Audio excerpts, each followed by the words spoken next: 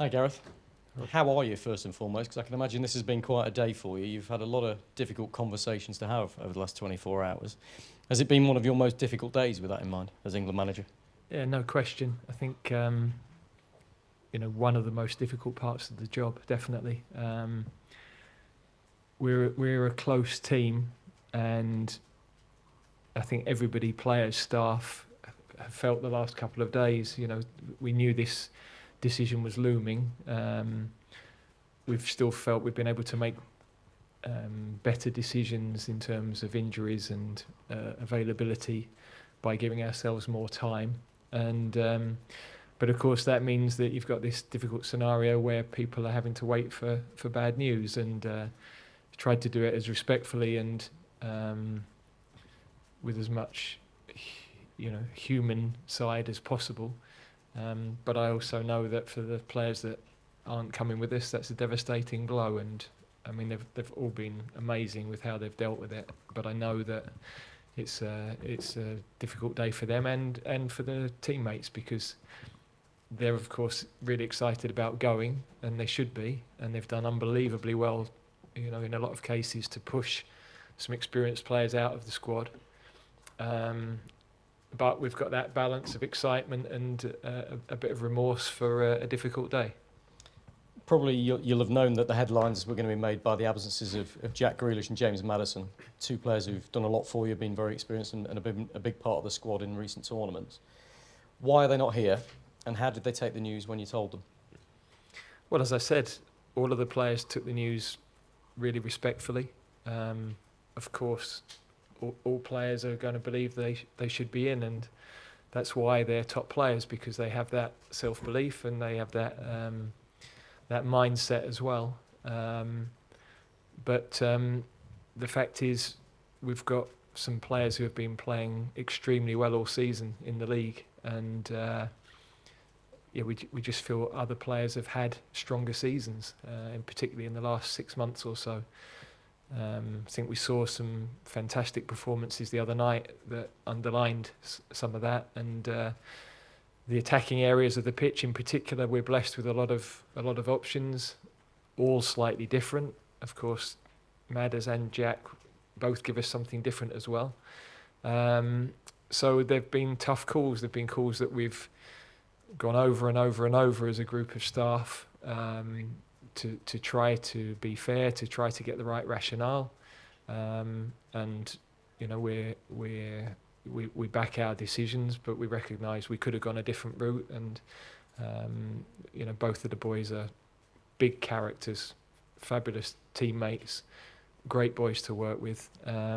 So yeah, sad to have to deliver that news to them. In preparing for your announcement all week, all of us guys in this room have looked at what you've done in the past and the balance you've had in the squad, how many players in each position, for example.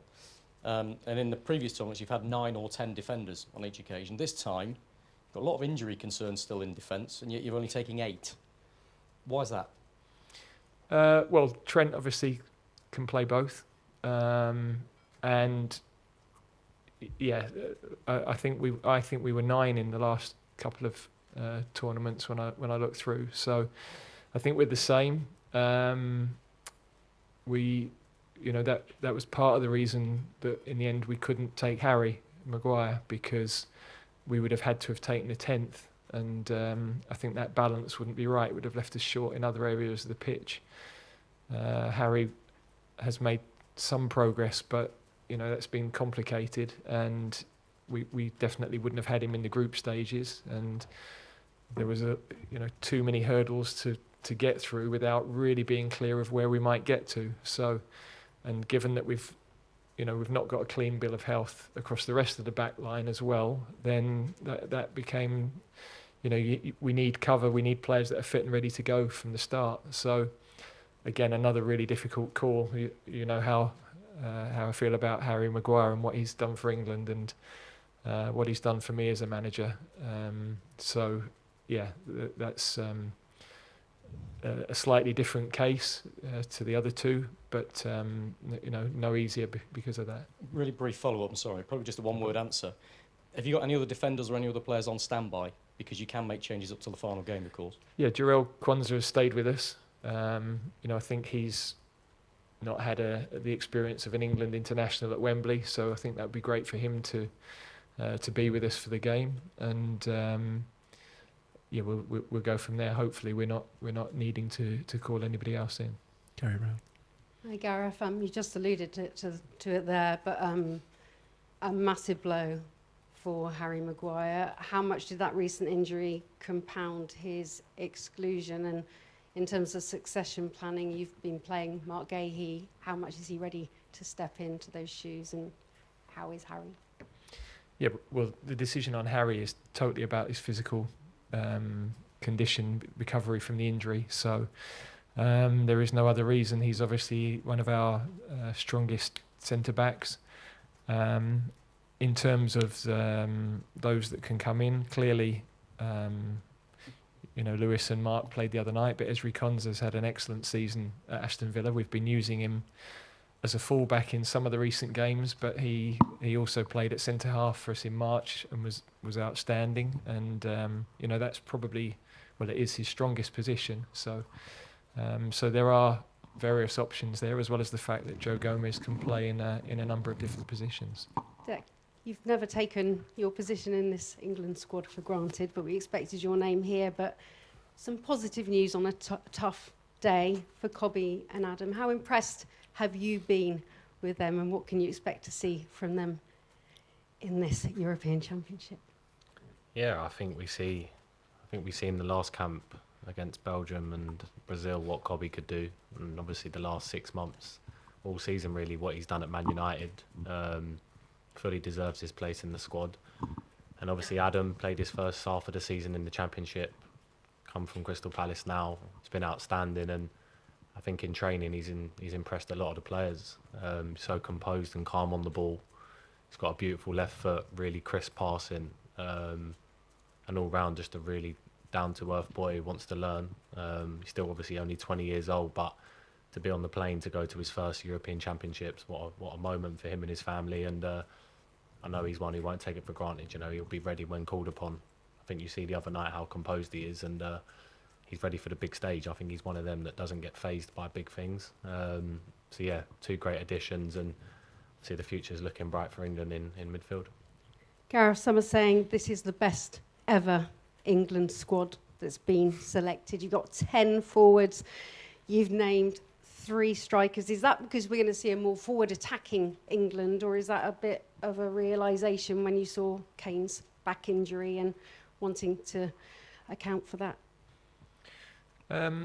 Well, in terms of a more attacking, I'm repeating myself from the other day, but we've scored more goals than any other generation other than Walter Winterbottoms. So I think we have been attacking. The different profile of strikers is the reason for 3. They all offer something different. We know that Harry is the starting guy, but Ollie and Ivan have different attributes and different strengths that we might need at any given time in a game. So I think the way the game is now is 5 changes for the competitive games. The demands on the squad across the season, I think the squad is going to be so important, and we've got tremendous energy, we've got different profiles of players, different options, and we'll use them. Henry Winter. Gareth, hi. It looks like you're likely to start with 4 right-footed defenders against Serbia. Is that, as a defender, former defender yourself, is there a concern about the balance, and was Branthwaite a consideration? I think it's a bit early for Jared. He has had a fabulous season, and it was good to get him on the pitch the other night. But of course, in an ideal world, you'd like that balance of left footers. But I think for him to be in ahead of the others, I don't think that would have been the right call at this stage. And at left back, that's why we've taken what I think is a calculated risk with Luke, and I think that's a risk worth taking. James on. Hi, Gareth. At the squad announcement, you mentioned that you'd never had so many unknowns before. In the end, have you been able to pick the squad that you wanted? Things change from week to week during the season and month to month. So, of course, we're a lot of changes from Qatar, if you go as far back as that. So it's impossible to say what's the squad you want. The squad we've wanted is the one we've picked because we think it's the best equipped in this moment in time. And I think the decision on picking a squad is always a moment in time, and you're trying to balance experience, where we've got, I think, 11 players who've been to 3 tournaments or more, with younger players who are playing so well that we can't ignore what they're doing. And we've always tried to do that. Sometimes you perhaps regenerate the group more than you were expecting a couple of months ago. But that's going to bring and has already brought a hunger, a competitiveness. The key now is we've got to bond as a group, and there's obviously some players that have been with us a long time where those bonds are really strong, and we've got to find that, and the group have got to work together. They've got to realise that when we pick teams and the 15 who are disappointed, they'll be key each match to us doing well, because a lot of them are going to come into the game, the atmosphere around the hotel, the way we are on the training ground. These are the key things of success in tournaments. So some of the guys haven't experienced that at senior level. We've got some junior World Cup winners in that group and junior Euros winners, so they've got tournament experience. And we've got good guys, good professionals, really good professionals in that group. So I'm not concerned about that, but it's part of what we have to work on over the coming weeks. And you mentioned obviously a lot of players, young players, have made a late run for this squad. Bearing that in mind, do you, as you sit there now, do you know you're starting 11 for the first game, or are there kind of places up for grabs at the Euros? Whenever you write a team sheet down at the beginning of a week, it's very rare you get to the end of the week and something hasn't happened. So, you know, we're pretty clear on where we're heading, but you've always got to be adaptable because circumstances change things. And you've faced the accusation in the past of being too loyal to certain players, but I think half the squad from the last World Cup was gone. Does that sort of prove that idea is a bit of a fallacy? I've always said, you know, I do feel loyalty to players because that's what helps to build a team. And equally, why was that? Well, because we felt they were the best players in those positions, had proven themselves. Now, some of those have been ruled out with physical issues this time, and others have come through and, you know, going right the way back to when we first put Jordan Pickford in goal, or when we put Harry Maguire into our defence, or when we put Bukayo Saka on the wing. They were because they emerged as players that we felt were the right ones to put in the team at that time, and that's what we've done over the last few months. I think some of that's been accelerated because of availability of others, but people have gone in and proven themselves either with us or with their clubs or both. Gabriel Clark. Yeah, hi Gareth. Luke Shaw hasn't played since February. When will he be fit to play for England? And obviously, how much of a risk is that fitness, and a calculated risk is it? Yeah, you know, he's progressed really well in the last couple of weeks. At the moment, we think he could have some involvement in the second group game. But of course, you've got to keep hitting the markers, and but he's had a good volume of work, operating at good speeds as well. So, I think you can take one gamble, and that's a gamble that we've got enough evidence to believe can pay off. And also positionally, because of what he brings with his experience, the fact he's a left footer who can drive forward and give us a different sort of attacking option as well, then that's a situation we wanted to explore. And it's your 4th time in this position, having named a squad and made some difficult choices. How do you feel about this team's potential? How do you feel about the specific qualities this group has compared to others that might make the difference? Yeah, I'm excited. The other night we had a lot of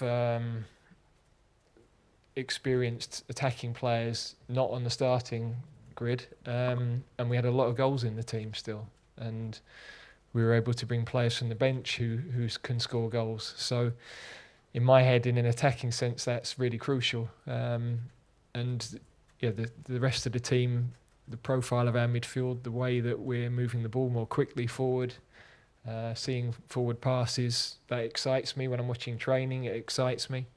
So in terms of where we are, we're excited about what we have. Of course, you're going into a tournament, there's always the unknown of how that will play out. But there's also a lot of experience of tournaments in the group and a lot of experience of big matches with their clubs as well. And all of that adds in the mix for us being a good team. Can you go if you can pass the microphone down? Thank you.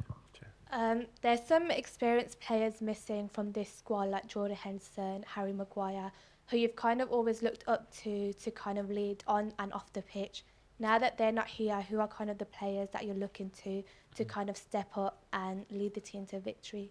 Yeah, leadership is a really important part of any successful team, and we still have a lot of players with 50 plus caps.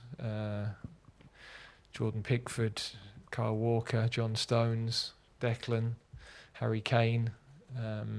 Kieran Trippier is very close to that figure.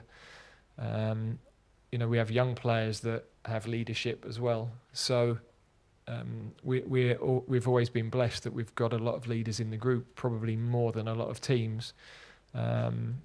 So there is a balance of those things. We need that balance.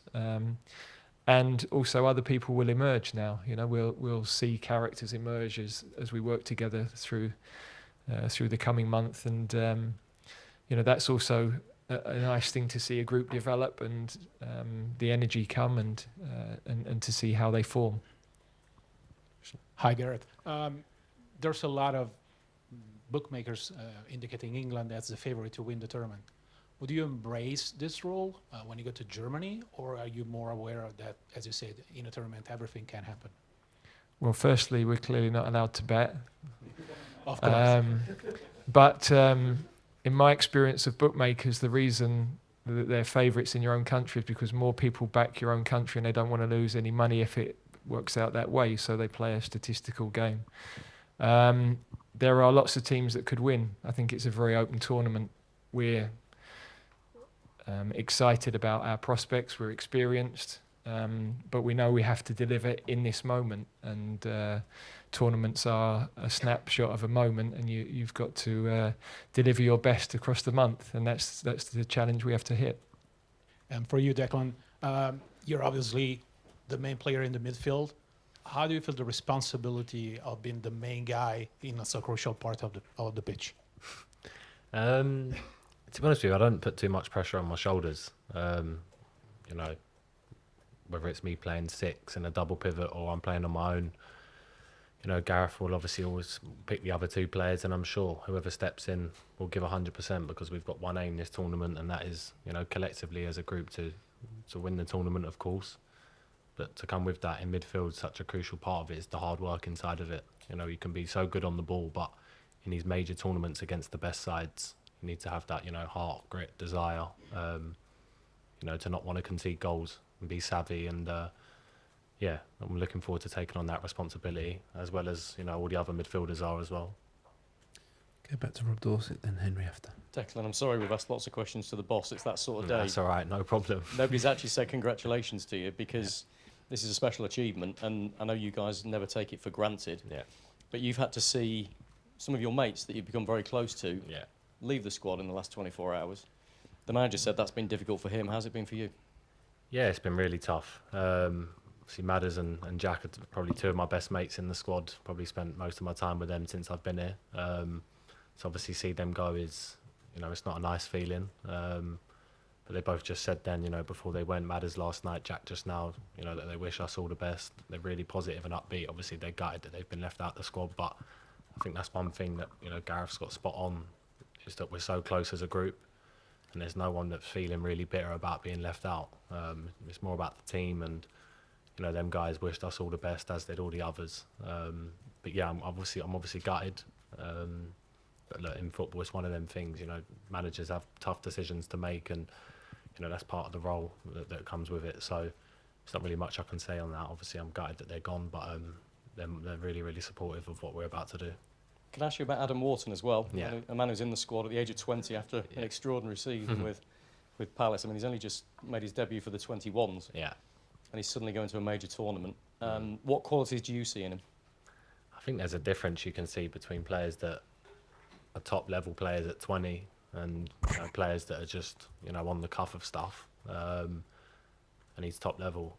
He's really, really top level. At 20 years old, he sees a pass early, left and right foot. Like I said, it's impressive the way he passes a ball. Whether it's only 5 or 10 yards, there's just a crispness to it that's really impressive. He's really calm, composed, relaxed. You speak to the Crystal Palace boys about him. He's shocked them on how well he's done. But look, he's 20 years old. It's his first tournament. So important we don't put too much pressure on him. Let's just let him flourish. And England have an amazing midfielder that's going to come through, I'm sure, for the next 10, 15 years. Henry? Gareth, just back on the strikers, because Harry Kane is likely to start every game, do you have to spend a little bit longer on the number two and number three, Watkins, Toney, whichever order, because they're quite singular creatures, strikers? Do they need a little bit of extra love? I think all forward players do, strikers, wingers. I think they recognise, they recognise the calibre of the man ahead of them. But it is a different dynamic for them. At their clubs, they are the men that everybody looks to, and so that you feel differently. But they're both very, very good players, and they're here because we believe in them. And at the moments that they're needed, that they'll deliver. And but yeah, absolutely, I think they give time to all of the players. So, but I do recognise that dynamic on attacking players. They need to feel confident, and they need to feel there's belief in them. Okay, we'll finish with one or two from Kerry. And looking ahead to the game this weekend, vital preparation. Is Harry Kane ready to play a full 90 for you tomorrow? What's the full update on the squad and who will be available? Yeah, good question. So Luke's still in rehab. Lewis Dunk won't be available for tomorrow, but we'll be able to train from beginning of next week. I think everybody else is available for tomorrow. Harry, yes, could play 90. Not sure he will. No other concerns at the moment. And for those players that haven't made selection now, is the door closed or is it fully open for them to get back into the squads? We've seen their statement, as Dec has said, they're all fully behind this England side. No, look, as I said, they've been incredibly professional. We completely understand their disappointment, and they'll always be there for the team. We're obviously hoping that eventuality doesn't happen, because it means somebody else would miss out on something through injury. So let's hope we can get through tomorrow okay. Okay, thank you very much. Thank you.